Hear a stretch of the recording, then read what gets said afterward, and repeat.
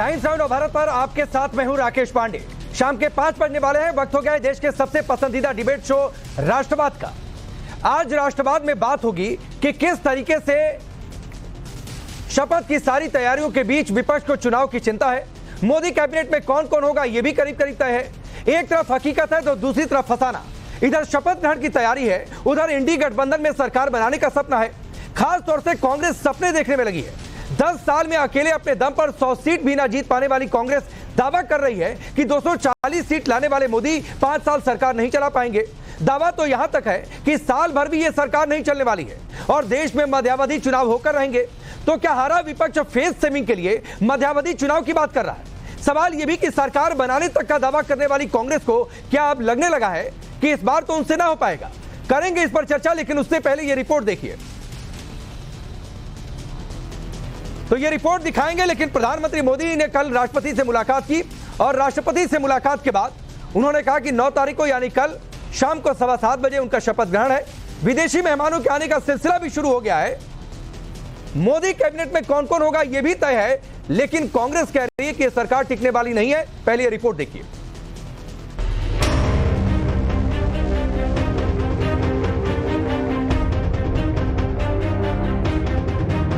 ये सरकार टिकेगा नहीं, ये सरकार टिकेगा नहीं।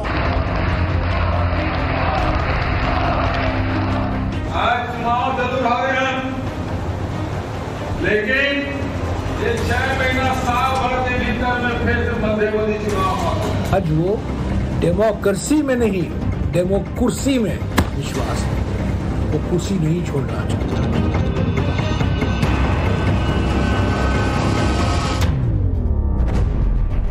मोदी 3.0 के शपथ ग्रहण का काउंटडाउन शुरू हो चुका है।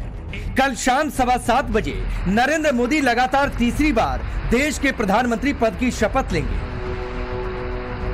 देश इंतजार कर रहा है। पीएम के इस ऐतिहासिक शपथ ग्रहण का हिस्सा बनने विदेशी मेहमान भारत आना शुरू भी कर चुके हैं, लेकिन विपक्ष बेसब्र है। बेसब्री इस बात की है कि किसी तरह सत्ता तक पहुंचने की गुंजाइश बन जाए। दावों की कमी नहीं है। दावा यह कि नरेंद्र मोदी गठबंधन वाली सरकार नहीं चला पाएंगे। दावा यह भी कि तीनों एन यानी नरेंद्र मोदी, नायडू और नीतीश का ज्यादा दिनों तक एक साथ रह पाना संभव नहीं। और दावा तो यहां तक भी कि पीएम भले तीसरी कसम का अपना सपना पूरा कर ले, इसके बाद विपक्ष अपनी कसम पूरा करेगा। कसम मोदी को पीएम की कुर्सी से हटाने का।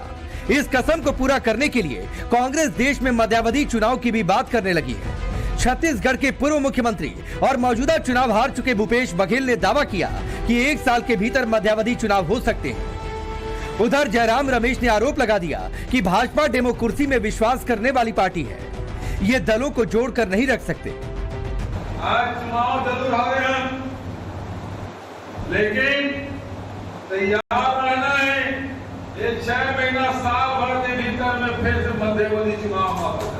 वो उन्होंने दावा किया है कि मैं सरकार बनाऊंगा। अरे ये तो गठबंधन चला नहीं पाएंगे। इनका बंधन क्या है? ये डेमोक्रेसी में इनका कोई विश्वास नहीं है, डेमोकुर्सी में विश्वास है।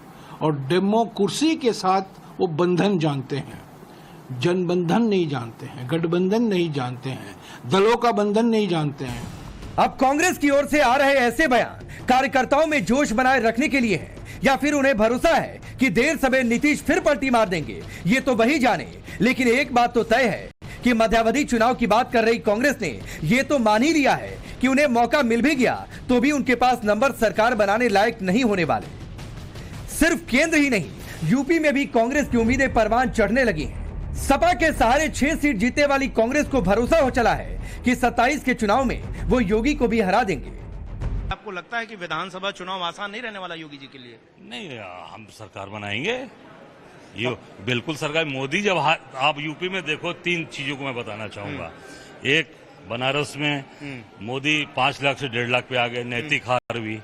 दूसरा, जो अयोध्या की बड़ी बड़ी बात करते थे, जहां 500 साल का इन्होंने कलंक दूर करने की बात कहा, वो हार गए, अयोध्या हार गए। तीसरा, राहुल गांधी उसी रायबरेली से, जिसको मोदी बड़ी बड़ी बात बोलते थे, उसी रायबरेली से 4 लाख से चुनाव जीते हैं। 4 लाख से चुनाव जीते। Thank you. Sir Sapa Congress का 4 लाख गठबंधन विधानसभा चुनाव जीते राहुल गांधी, जी। तो ये साबित करता है कि उत्तर प्रदेश में निश्चित तौर से कांग्रेस आगे बढ़ रही है। माना जा रहा है कि मुस्लिम वोट भी विपक्ष को एक तरफा पड़े हैं, लिहाजा मुस्लिम वोट बैंक की सियासत करने वाले नेता भी मोदी सरकार की विदाई के सपने देखने लगे हैं। मुख्तार के बेटे उमर अंसारी कह रहे हैं कि यह सरकार जल्द गिरेगी और दीन की हिफाजत करने वाली हुकूमत आएगी। इस मुल्क की फिजा में जहर घोलने वालों को करारा जवाब आपने दिया है। मुल्क में आने वाले दौर में जरूर इन लोगों को शिकस्त मिलेगी।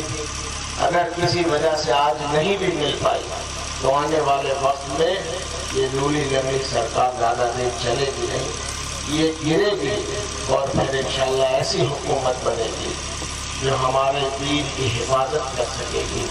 उमर का ये दर्द दरअसल माफियाओं के खिलाफ योगी सरकार की कड़ी कार्रवाई का नतीजा है। 22 विधानसभा चुनाव में इन्हीं उमर ने मंच से धमकी दी थी कि आने दो सपाइयों का शासन, फिर देख लेंगे बुलडोजर किधर चलता है। अब यूपी में सपा ताकतवर हुई है तो उमर की बातें खिलाई हैं और दीन के नाम पर वो मुसलमानों को एकजुट रखते हुए पुराने दिन लौटने के सपने देखने लगे।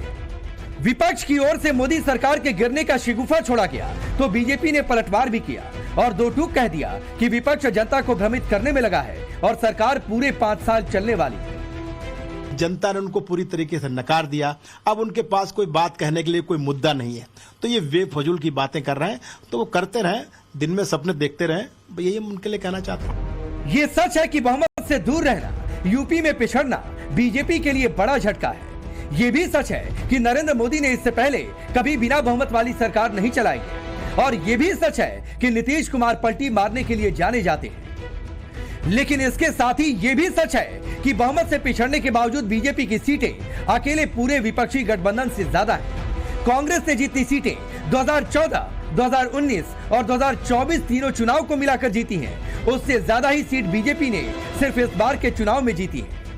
सच ये भी है कि 1989 चुनाव से अभी तक सिंगल पार्टी के तौर पर बीजेपी ही सबसे ज्यादा सीट जीतने वाली पार्टी है। कुछ तथ्य तो बिल्कुल साफ है, बीजेपी के पास बहुमत नहीं, लेकिन यह भी सच है कि मोदी के नेतृत्व वाले एनडीए के पास बहुमत से कहीं ज्यादा सीटें हैं। दूसरी तरफ का तथ्य यह है कि कांग्रेस के पास 100 सीट तक नहीं और इंडी गठबंधन का कुल जोड़ भी अकेले बीजेपी की सीटों से कम है।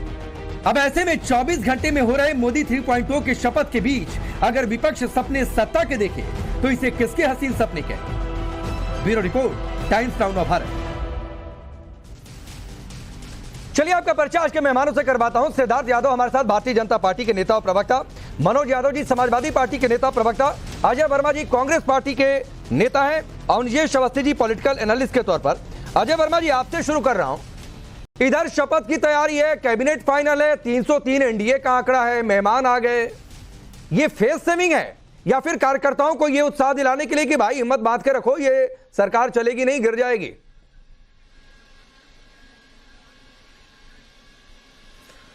देखिए, देश की सरकार के जो लोग 42 लोगों के दलों के साथ गठबंधन करके सरकार बना रहे हैं, सबसे पहले तो उनको सरकार बनाने की बधाइयां, चाहे वो जिस परिस्थिति में बना रहे हैं, जैसे भी बना रहे हैं। दूसरा, हमने तो वर्तमान परिस्थितियों में देश के हालात पर, विकास के मुद्दे पर, रोजगार के मुद्दे पर चुनाव लड़ा। और जब हम लोग, जो हमारे नेता जयराम रमेश कह रहे हों या अजय राय जी कह रहे हों या हम कह रहे हों या राहुल जी कह रहे हों या प्रियंका जी कहती हैं, हम वर्तमान परिस्थिति और हालात को देख के कह रहे हैं। क्योंकि जो रिकॉर्ड, हमें कोई दिक्कत नहीं है, चंद्रबाबू नायडू जी के लिए जो जितनी गाली देश के प्रधानमंत्री ने बकी और जितना नायडू जी ने उनके लिए बका, वो असहनीय था। लेकिन अब आपस में गले मिल रहे हैं। नीतीश कुमार जी के बारे में तो आपने देखा ही कि पूरा अजय जी, आपकी कांग्रेस की दिल्ली यूनिट ने और कांग्रेस के कई नेताओं ने अरविंद केजरीवाल के लिए क्या कुछ कहा है, पब्लिक डोमेन में भाई कई बार ट्रेंड हो चुका है, लेकिन उनको साथ लेकर आप घूम रहे हैं। तो सियासत में ये होता है, देखिए कौन किसी का दोस्त, कौन किसी का दुश्मन, ये सब कुछ समय तय करता है। तो अब मैं तो ये दलील देने से पहले इस पर भी गौर करिए। और आप कह रहे हैं 42 दल की बात, तो आप लोग अकेले सरकार बना लेते क्या?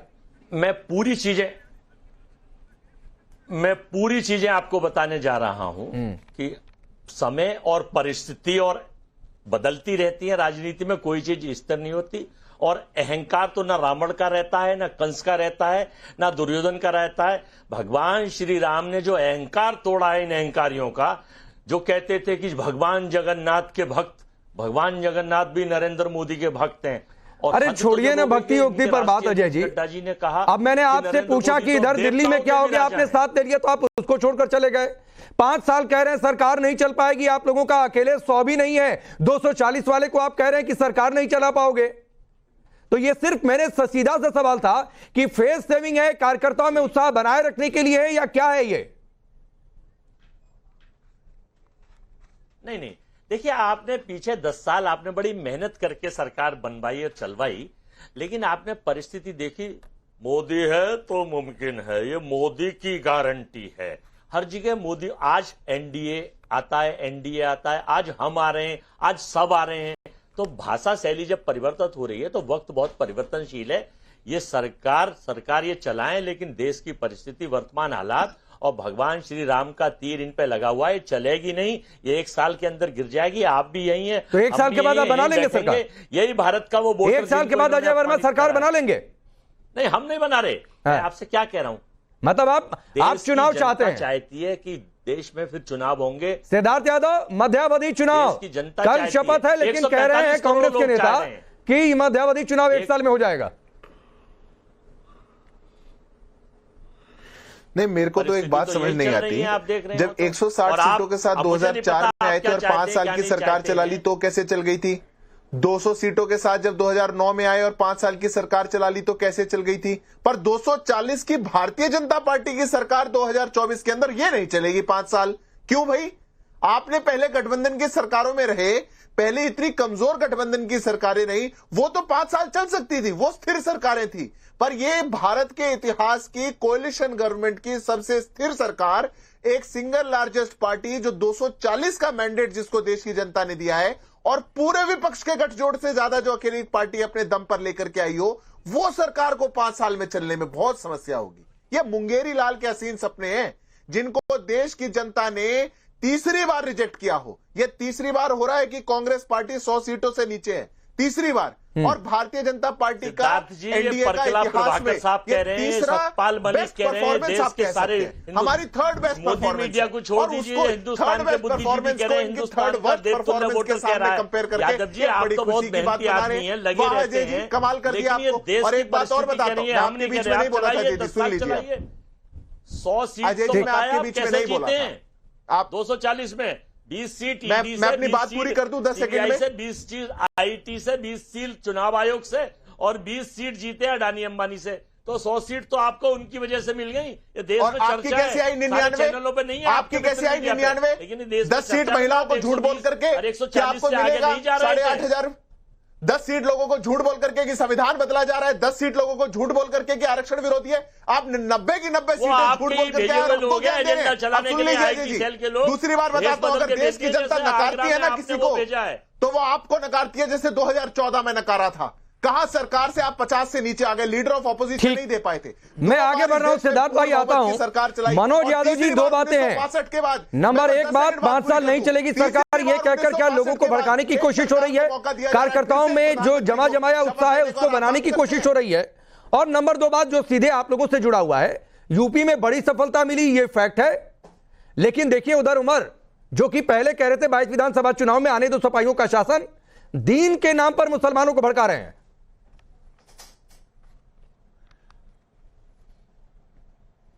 देखिए आपने कौन सी बाइट चलाई हो, कौन सा, देखिए सबसे बड़ा दीन हमारा संविधान है और वो खतरे में था, उसको हम लोग खतरे से बाहर ले आए हैं। और वो इसलिए ले आए हैं कि जो अब सत्ता में बैठेगा ना वो तानाशाही नहीं कर पाएगा। जो सत्ता में प्रधानमंत्री की शपथ लेके जो देश को चलाने की बात करेगा ना, वो सबकी बात को सुनेगा। क्यों सुनेगा? आपको तो पता ही होगा। मुसलमानों के आरक्षण पे प्रधानमंत्री का बयान आया था, और कौन मुसलमानों को आरक्षण दे रहा है? आंध्र प्रदेश। आंध्र प्रदेश ने दिया मुसलमानों को, उनकी धार्मिक यात्रा के लिए 1 लाख रुपए दिया, उनके साथ गठबंधन चला। कितना सुंदर लग रहा है। यही तो भारत देश है। यही तो राकेश जी कहते थे आपका भी टेम्परामेंट स्लो हो गया। अब कहो आप भी, मुसलमान आप लोग करते ही नहीं। अब आपको भी कहना चाहिए। कैसे दे देगा कोई सरकार कि मुसलमान के लिए देगा और हमारी यात्रा के लिए 1 लाख रुपए नहीं देगा? अब चलाओ ना, टीडीपी का विरोध करो और किसी दल का हो उसका विरोध करिए, हमें भी अच्छा लगेगा, हम भी सवाल पूछेंगे। ओ चंद्रबाबू नायडू जी, आप ये क्या कर रहे हैं? कैसे संविधान के इधर काम कर रहे हैं? क्या बीजेपी के मुंह पे टेप लग गया क्या? मुझे तो बड़ा हतप्रभ लग रहा है भाई कि अब ये देश एकदम से सिस्टमेटिक कैसे हो गया? प्रधानमंत्री कैसे एकदम से सही हो गए? कैसे अमित शाह जी सही हो गए? सत्ता की इतनी भूख है। खैर, आपको बहुत बहुत बधाई, मीडिया को बहुत बहुत बधाई। अब इस देश के नौजवानों के, महिलाओं के, मनोज जी, मेरा टेम्परामेंट जैसा है वैसा ही है। मैं भी पिछले कई सालों से काम कर रहा हूं, और जब पहले काम कर रहा था तब कांग्रेस की भी सरकार में मैंने पत्रकारिता की है और बीजेपी की भी सरकार में, और कल दूसरी गवर्नमेंट आ जाएगी तो भी मेरा टेम्परामेंट यही रहेगा। राकेश, लेकिन आप मेरे सवाल को छोड़कर, और मैं अभी भी मानूंगा और ये अभी भी कहूंगा कि इस देश का संविधान धर्म के आधार पर आरक्षण की इजाजत नहीं देता है। आप पूछो, धर्म के आधार पर आरक्षण की इजाजत नहीं देता है। लेकिन अभी भी आपने 1.5-2 मिनट बोला, आप उमर अंसारी पर जवाब नहीं दे पाए। सरकार से पूछोगे? आप उमर अंसारी पर जवाब नहीं दे पाए। कोई सवाल अहंकार से नहीं। मेरा टेम्परामेंट यही है, मैं इसी तरीके से सबसे सवाल पूछता हूं। ये आपको भी पता है, आपसे भी लंबे समय से जुड़ा रहा हूं। उमर अंसारी वाले पर जवाब दीजिए। देखिए राजू, एक मिनट नहीं, बिल्कुल राकेश जी, बिल्कुल राकेश जी। देखिए, हम किसी उमर अंसारी के जवाब देने के लिए यहां नहीं बैठे हैं, हम देश की सत्ता से सवाल पूछने के लिए बैठे हैं। अगर किसी को कुछ खतरा था तो उसका खतरा टल गया होगा, अगर किसी का कुछ खतरा नहीं था तो उसका खतरा नहीं रहा होगा। इसमें मैंने कौन सी बात कही? उमर अंसारी के बयान को आप कोट करके जो मैंने बड़े सवाल राइज किया आंध्र प्रदेश की सरकार को लेके, उस पर आप खामोश क्यों? नहीं, मैं कोई खामोश नहीं हूं। आप मुख्तार की बात आती है, आप जो है माफियाओं की बात आती है, उमर अंसारी की बात आती है, मुस्लिम वोट बैंक की बात आती है, तो आपका सुर एक तरफा क्यों हो जाता है मनोज जी? सवाल पूछते हैं कि इनसे कदों पूछे ना, हाँ इनसे कदों सवाल पूछे। ये लोग बहुत बड़े रक्षक है ना, ये तो हिंदुत्व दिन रात चिल्लाते थे, तमाम सारे लोगों को गालियां देते थे। अब इनसे पूछो कि जिनके साथ सरकार बना रहे हैं उनके साथ इनका रिश्ता कैसा है, किस तरीके से उनके साथ ये कोलैबोरेशन करेंगे, ये पूछिए ना। हमारी तरफ से तो सीधा सीधा यही सवाल है। और बाकी रही बात इस सरकार की, बनाओ भाई, बधाई आपको। हम भी तो कम से कम एक मजबूर प्रधानमंत्री देखना चाहते हैं जिसको संविधान के दायरे में रह के काम करने की आदत हो। नहीं, ये अच्छी बात है अवनिजेश जी, 100-150 सीट वाला प्रधानमंत्री मजबूर नहीं होता है, लेकिन जिसकी 240 सीट आ गई वो मजबूर हो जाएगा। अवनिजेश जी एक रिप्लाई फिर सिद्धार्थ यादव, चूंकि आपको कोट किया गया यानी आपकी पार्टी को तो आऊंगा, एक टिप्पणी अवनिजेश जी के पहले हो जाए। राकेश जी आजकल एक बात चल रही है। नहीं, मैं बिल्कुल चाहता हूं मनोज जी, विपक्ष बिल्कुल मजबूत हो। चलिए अवनिजेश जी, ठीक है, हाँ तब ठीक। राकेश जी, भाई राकेश जी एक बात चल रही है कि कोई व्यक्ति किसी के घर गया तो उसने कहा भाई बच्चे से जरा पहाड़ा सुनाओ, तो उसने 2 दूनी 6 बोला, तो उसने शाबाशी दी पिताजी ने। उनका शाबाशी दे रहा, 2 दूनी 6 बोल रहा है। कहता कल तक तो 2 दूनी 8 बोल रहा था, मैं इसकी प्रोग्रेस ना देखूं मैं इसकी। तो हालत ये है, एक 100 से कम सीटें आने वाले पूरे देश में अपनी सत्ता को देखना चाहते हैं, जो सच नहीं है। जो सच है उसको स्वीकारना चाहिए कि देश ने इस देश में 240 सीटें एक पार्टी को दी हैं, और बाकी सब जितनी भी पार्टियां हैं उन सबको मिलकर के भी 240 नहीं मिली हैं। तो देश का जनादेश बिल्कुल स्पष्ट है, इसमें कहीं कोई किसी भी तरीके का कोई भ्रम नहीं होना चाहिए, पहली बात। दूसरी बात, आज नायडू जी और नीतीश जी की बात कर रहे हैं। अरे भैया आपने कोशिश कर तो ली, नायडू जी ने भी ठुकरा दिया आपको, नीतीश जी ने भी कह दिया कि दोबारा आप कभी नहीं आएंगे, आना भी मत मेरे पास। दोनों ने कहा ना, बिल्कुल साफ कहा। तो आपने जिस पर कोशिश कर सकते थे आपने कोशिश कर ली, जनता पे कर ली, नेताओं पे कर ली, राजनीतिक दलों पे कर ली। हर जगह फ्लॉप होने के बाद, हर जगह फेल होने के बाद की स्थिति है, सरकार बन रही, कोई कोशिशों में कमी नहीं छोड़ी।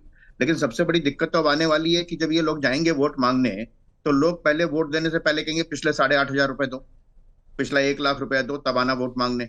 तब मैं देखूंगा कि कौन क्या कर रहा है, तब क्या जवाब देते हैं कि अरे भैया ये तो जनता इतनी हमने कहा था कोई देना थोड़ा था कोई। सत्ता पाने पे देने की बात, ये जब स्थितियां आएंगी तब मालूम चलेगा किसकी सरकार बनती है, किसका मध्यावधि चुनाव होता है, कौन गठबंधन की सरकार चला सकता है, नहीं चला सकता। मैं किसी के बीच में बोलता नहीं हूँ, मैं किसी के बीच में बोलता नहीं हूँ, लेकिन कुछ लोगों को नाक फुला करके बीच में बोलने की आदत है, तो मैं उनके साथ बहस भी नहीं करता। फैल रहे थे इस देश में, जनता ने तय कर लिया है कि अब आप मौजूदा सत्ता से ठीक मनोज जी आपकी बातें नोटिस हुई। अवनिजेश जी अपनी बात पूरी करिए। पूरी करिए। मैं फिर आता हूं मनोज जी आपके पास, प्लीज सुन लीजिए उनको। अभी पिछले दिनों अब 6 महीने पहले जब मध्य प्रदेश, राजस्थान, छत्तीसगढ़ और तेलंगाना के चुनाव हुए थे तो इन्होंने कहा था कि नहीं देखो 10 लाख वोट हमको ज्यादा मिले। अब ये बता दें कि 10 करोड़ वोट किसको ज्यादा मिले और ना उनकी कैबिनेट की, देश की जनता ने किसको ज्यादा वोट दिए ये भी आप कर लेना। उस समय 10 लाख वोट ज्यादा दिख रहे थे। मैं सिद्धार्थ के पास जाऊं, लेकिन एक मनोज जी एक मेरी जिज्ञासा है, उससे शांत कर दीजिए। मनोज जी, एक मेरी जिज्ञासा है कि अभी कुछ दिन पहले ये खबर आई थी नतीजों के बाद कि अखिलेश यादव को जिम्मेदारी दी गई है कि नायडू से बात करें, नीतीश कुमार से बातचीत करें और संभव हो तो उन्हें इधर लेकर आए। क्या हुआ इसका? एक अपडेट आया है कि अखिलेश अब यूपी छोड़कर दिल्ली में रहेंगे, दिल्ली की सियासत में रहेंगे। अच्छा भी है, तीसरी लार्जेस्ट पार्टी है तो दिल्ली में मजबूत दावेदारी होनी भी चाहिए। लेकिन वो नायडू नीतीश को मनाने का क्या हुआ? देखिए, इंडिया अलायंस अपना बेहतरीन प्रधानमंत्री प्रत्याशी ढूंढ रही है, बिल्कुल स्पष्ट रूप से बता दे रहा हूं। इसके बाद आपकी जिज्ञासा सारी खत्म हो जाएगी। हमको जिस दिन हमारा प्रधानमंत्री मिल गया उस दिन इंडिया अलायंस की सरकार इस देश में बन जाएगी। मैंने अभी आज प्रधानमंत्री का, आज प्रधानमंत्री नहीं है आपके पास। इंडिया से होगा, एनडीए से होगा, अदर से होगा, जहां से भी होगा वहां से हम बना लेंगे। मैंने आज नहीं है मनोज जी, चिंता विपक्ष भी आज नहीं है प्रधानमंत्री का कोई उम्मीदवार आपके पास, मीडिया भी ना करे। बहुत बढ़िया चुनाव होगा, अभी हम ढूंढ रहे हैं अच्छा प्रधानमंत्री बनाएंगे। इसका मतलब जो जीते हैं उनमें से कोई प्रधानमंत्री नहीं है। बनाएंगे, परेशान ना हो। हम अच्छा प्राइम मिनिस्टर देंगे इस देश को। हम घिसा हम रगड़ा वाला नहीं देंगे, हम बिल्कुल न्यू देंगे, नया, अच्छा, बेहतरीन। नहीं तो इनकी वाली 5 साल नहीं चलेगी मनोज जी, तो आप वाली 5 साल कैसे चल जाएगी? कोई बात ना हो। इनकी वाली 5 साल नहीं चलेगी, नहीं दे सकते हो। अच्छा चलिए, सिद्धार्थ कुछ कहना चाहते हैं, सिद्धार्थ बोलिए। इसीलिए इनकी वाली नहीं चलेगी, हम प्रधानमंत्री देंगे। अभी तक प्रधानमंत्री के योग्य कोई व्यक्ति नहीं मिला इनको। मैं राकेश जी, आज मनोज यादव ने स्वीकार कर लिया कि अभी तक तो मैं आग्रह करूंगा कि जब भी योग्य व्यक्ति इसमें नहीं मिला। अरे आप वाले ने भाई, आप यहाँ अवतार लेके आए हैं। मैं राकेश जी अपनी बात बड़ी संक्षिप्त में रखूंगा, पर इतने शोर शराबे में बात रखना संभव है। मनोज जी आपने कोट किया था बीजेपी को, उसका जवाब सुन लीजिए। और सिद्धार्थ भाई वो कह रहे हैं मुस्लिम आरक्षण पर आप लोगों का क्या होगा, आंध्र में जो हो रहा है उनके मैनिफेस्टो में जो है उसका क्या होगा, उस पर भी बोल दीजिएगा। मैं सब पे जवाब दूंगा, पर मैं बस एक आग्रह करूंगा। पिछली बार भी जब बोल रहा था तो लगातार अजय जी बोल रहे थे, अग्निवेश जी बोल रहे हैं। नहीं बोलिए आप बोलिए। बोल रहे हैं, थोड़ी सी हम 4 ही लोग हैं, डिबेट में कुछ मर्यादा का पालन करें, मैं ऐसा आग्रह। देखिए, अभी यहाँ पे हमारी डिबेट पर एक बात बोली गई, उन्होंने कहा देश का प्रधानमंत्री मजबूर है इसलिए बहुत मजा आया। बिल्कुल मजबूर नहीं है, मजबूत है।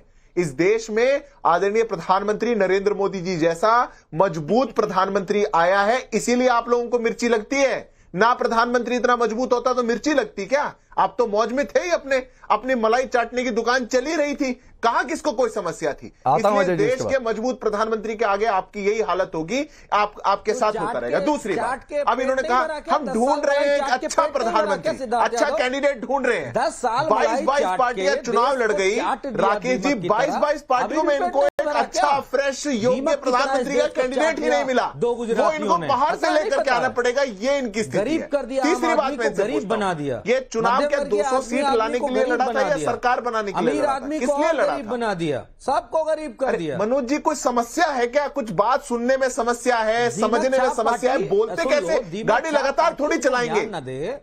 आप सुनिए तो, आपकी जैसी अभद्रता तो मैं कर नहीं सकता। आप थोड़ी देर में गाली गलौज में उतर जाएंगे, मैं वो भी नहीं कर पाऊंगा। बात तो सुनिए। ना, हमें ज्ञान नहीं, ना। मैं राकेश जी फिर अपनी बात नहीं रखता। आपको ये मनोज भाई रुक जाइए, सुन लीजिए उनको। मनोज भाई प्लीज सिद्धार्थ अपनी बात पूरी करिए, कोई आपके बीच में नहीं आएगा। Manoj Yadav ji please sir, please आपने बोला, आप सुन लीजिए। आपने कुछ गंभीर बातें उठाई, उसका भी जवाब सुन लीजिए, लेकिन सुन लीजिए उनको। सिद्धार्थ बोलिए। ध्यान दे रहे थे, प्लीज रुक जाइए भाई, करने लगे। मनोज जी प्लीज रुक जाइए। आपने आंध्र को लेकर, नायडू सुनिए ना, उनके मैनिफेस्टो को लेकर, मुस्लिम आरक्षण को लेकर कुछ पूछा था। अब जवाब सुन लीजिए सर, वरना देश की जनता कहेगी आप जवाब नहीं सुनना चाहते हैं। 37 सीटें आई हैं तो 37 सीटों वाली गंभीरता भी थोड़ी सी रखिए, सुनना चाहते। ठीक है, सिद्धार्थ बोलिए। अच्छा मनोज जी, वो राकेश जी आपकी ऐसी रिक्वेस्ट पे मान जाते, उनका नाम मनोज जी थोड़ी होता, राकेश जी नाम होता, पर कोई बात नहीं, आशा करता हूं मान जाएंगे। देखिए स्थिति इनकी ये है, पता नहीं, मैं समझ नहीं पाता ये चुनाव जीतने के लिए लड़ रहे थे या 200 सीट 150 सीट के लिए ही लड़ रहे थे। देश की जनता ने 1962 के बाद पहली बार एक ऐसा मैंडेट दिया कि पुनः एक प्रधानमंत्री बढ़े हुए vote. Manoj ji please please please, अभी सिद्धार्थ यादव के बीच में कोई नहीं आएगा, वोट लेकर प्लीज पीसीआर इंश्योर करिए प्लीज। मनोज जी प्लीज, सिद्धार्थ जी बोलिए। 22 करोड़ वोट हमको 2019 में मिला था और इस बार 23 करोड़ वोट मिल रहा है। ये बात राकेश जी इंपॉर्टेंट है। अब मैं सीधे इनकी बात का जवाब दे देता हूं, इससे ज्यादा ये मेरे को सुन भी नहीं पाएंगे, मिर्ची ज्यादा लग जाएगी। ये कह रहे हैं कि टीडीपी ने ऐसा वादा किया था, वो ऐसा कहेंगे। जब भारतीय जनता पार्टी ने अपने विचारधारा को स्पष्ट करते हुए एक बात स्पष्ट कर दी कि संविधान सम्मत आरक्षण ही इस देश में दिया जाएगा, कोई और आरक्षण नहीं दिया जाएगा, और एक प्री पोल अलायंस अपनी सरकार को बना रहा है, तो निश्चित रूप से जब सब पार्टियां बैठती है तो वो तय करती है कि क्या प्राथमिकता है और क्या नहीं। ये प्राथमिकता का विषय है, इसमें कौन सा दोहरा है। पर ये बेगानी शादी में अब्दुल्ला दीवाना क्यों हो रहा है? आप क्या करेंगे, आपस में क्या होगा? अरे आपको जनता ने मौका नहीं दिया ना, अपनी दुकान में जाकर के सामान लाइए, आप जाकर के विपक्ष की भूमिका निभाइए। अजय वर्मा आप कुछ कह रहे थे, एक गंभीर विपक्ष बन सकते हैं। अजय वर्मा आप कुछ कह रहे थे, 20 सेकंड में अपनी बात रखिए।